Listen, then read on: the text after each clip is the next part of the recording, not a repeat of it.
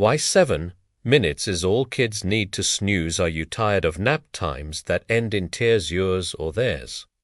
And even when you finally get them to sleep, they wake up grumpy, confused, and just foggy. Trust me, you are not alone. It's the nap time battle, and so many parents are right there in the trenches with you. But what if I told you the secret to a happier, maybe even smarter, kid wasn't a longer nap, but a way shorter one? It sounds a little too good to be true, right? This idea that a 7-minute nap could solve everything. Well, today we're putting that theory on trial. We're going to get into the real science of how kids sleep and ask the big question, is there a magic number for naps? We'll see what the top scientific experts have to say, what the research shows, and then I'll give you a practical guide to finally master nap time. Stick around, because the answers might just change your entire family's daily routine for the better. The hidden science of a snooze. Okay, so to figure out the perfect nap, we have to know what's actually going on in your kid's brain when they fall asleep. It's not just an on-off switch. Sleep is a journey through different stages, all part of what's called a sleep cycle. Now, for us adults, a full cycle takes about 90 to 120 minutes. But for babies and toddlers, their cycles are way shorter, sometimes only 30 to 60 minutes long. A sleep cycle has a few parts. It starts with light sleep, where they're just drifting off and you could wake them with a feather. Then it gets a little deeper. Their heart rate slows and their body relaxes. After that, we get to the main event for feeling rested, deep sleep. This is where the body does amazing work, like repairing tissues and strengthening the immune system. Finally, there's REM sleep, which is when the brain gets busy dreaming, sorting through emotions, and locking in memories. So, why does any of this matter for a nap? It all comes down to something called sleep inertia. You know that horrible, groggy, where am I? Feeling when your alarm blasts you out of a really deep sleep. That's it. That's sleep inertia. It happens when you're forced awake during that deep sleep stage, leaving your brain feeling half awake and half asleep. And the exact same thing happens to our kids when they wake up from a nap crying and irritable. It's often because they slept just long enough to fall into a deep sleep, but not long enough to finish the cycle and wake up naturally. And this brings us to the power nap. For adults, a power nap is usually a short snooze, somewhere between 10 and 30 minutes. The whole point is to get the refreshing boost of light sleep without falling into that deep sleep trap. It can improve your mood and focus without the groggy side effects. One study on adults found that a 10-minute nap provided immediate benefits with minimal grogginess, while a 30-minute nap often led to significant sleep inertia right after waking. The idea is to rest just enough to feel better, not worse. The 7-minute idea versus scientific reality. So this brings us back to that flashy 7-minute nap idea. The concept makes some sense. Keep it super short to avoid that deep sleep and grogginess. And look, for some older kids, a quick 5 or 10-minute rest might offer a tiny reset on a tough day. However, and this is a big however, the idea that 7 minutes is some magic number for all kids is just not backed up by science. Not at all. Top groups like the American Academy of Pediatrics and the American Academy of Sleep Medicine have clear guidelines on how much sleep kids need. And their recommendations involve much more rest.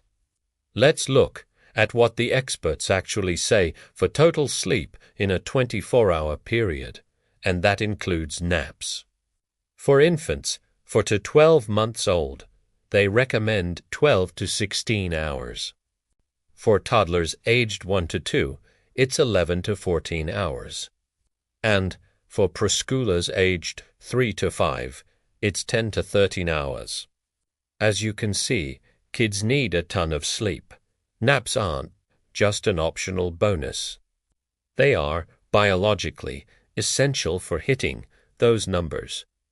Trying to get by on super short naps would make it almost impossible for a young child to get the restorative sleep their growing brain and body are crying out for.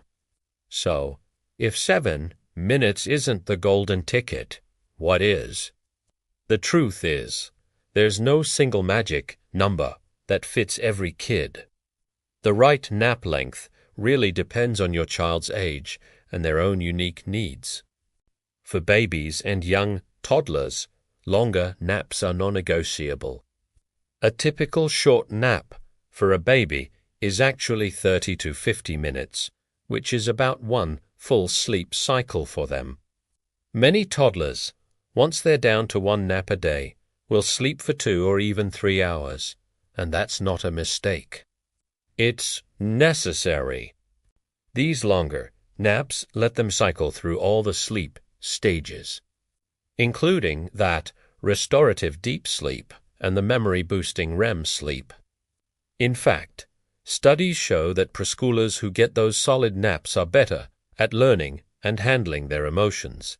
Skipping them is linked to more anxiety and meltdowns. But the power nap idea isn't totally useless, especially for older kids. After age 5, most kids don't biologically need that long daily nap anymore. For school-aged kids, a short nap of 30 minutes or less can be a fantastic tool to fight that afternoon slump without messing up bedtime. So, while a 7-minute nap isn't the cure-all it's cracked up to be, understanding why it is so appealing avoiding that groggy feeling is the key to figuring out naps for any age. The Parent's Guide to a Perfect, Painless Nap, knowing the science is one thing. But actually getting your kid to nap is another. So let's get practical. Here's your step-by-step guide to creating a nap routine that actually works. Step 1. Become a sleep detective first things first. Throw away the idea of a perfect, one-size-fits-all schedule. You have to pay attention to your child. The guidelines from the American Academy of Pediatrics are a great starting point. Toddlers, generally, need 11 to 14 hours of total sleep, while preschoolers need 10 to 13 hours. Observe your kid. Are they cranky, hyper, or rubbing their eyes in the afternoon? Classic signs they need more rest. Most young toddlers do great with 1 long afternoon nap, maybe 1.5 to 2.5 hours. Preschoolers might take a shorter nap or just need quiet time, and for school-aged kids who are dragging after school, a quick 20 to 30-minute power nap could be the perfect reset they need to get through homework without a meltdown. The goal here is to be flexible. Step 2. Get the timing right. Timing is everything with sleep. A nap that's too late in the day will absolutely destroy bedtime, and then you're stuck in a vicious cycle. For most toddlers and preschoolers on a 1-nap schedule, that sweet spot is in the early afternoon, usually right after lunch. This lines up with their body's natural dip in energy, making it easier for them to fall asleep. For older kids, taking a quick power nap, make sure it's done by mid-afternoon at the latest. Your best friend in all of this is consistency. A predictable routine sends a powerful signal to your child's brain that sleep is coming. Step 3. Set the scene for sleep. You don't need a soundproof, pitch black cave, but a calm, comfy space makes a huge difference. A great nap environment is cool, dark, and quiet. Blackout curtains can be a lifesaver, signaling it's time to rest even when the sun is bright. Some parents swear by a white noise machine to drown out the sounds of the doorbell or the dog, but it's not for every kid. The most important thing, especially for babies, is safety. The American Academy of Pediatrics says babies should always be placed on their back for sleep, in a crib with a firm, flat surface and no soft bedding, pillows, or toys. And that goes for every single sleep naps included. Step 4. Master the gentle wake-up. How you wake your child up can be just as important as how they fall asleep, especially if you're trying to dodge sleep inertia. If you have to wake them, be gentle. Instead of a loud noise, you could crack the door to let in some light and sound. Go in and rub their back or speak softly. If you're planning a power nap, set an alarm with gentle music instead of a blaring horn. And here's a great tip. Expose them to bright, natural light as soon as they wake up. It's a powerful signal to the brain to flip the awake switch and shake off any grogginess. Step 5. When in doubt, try quiet time. As kids get older, especially between 3 and 5, many will start fighting their daily nap, even when it's clear they still need a break. This is where quiet time becomes a genius move. The rule is simple. You don't have to sleep, but you do have to rest quietly in your room. They can look at books, listen to calm music, or play with a few quiet toys. This takes all the pressure off, and what often happens? A kid who really needs the sleep will end up dozing off anyway. Even if they don't, that hour of quiet, unstructured downtime is incredibly restorative for their brain. So, what's the final verdict? While the 7-minute nap is mostly a myth, the science it brushes up against is very real and very powerful. Once you understand sleep cycles and that dreaded grogginess from sleep inertia, you're empowered to stop chasing a magic number and start finding what actually works for your child. The real secret isn't a specific number of minutes. It's the specific amount of sleep your unique kid needs to be happy and rested. For little ones, that means protecting those long, restorative naps that help their brains and bodies grow. For older kids, a short power nap can be an amazing tool in your parenting toolkit.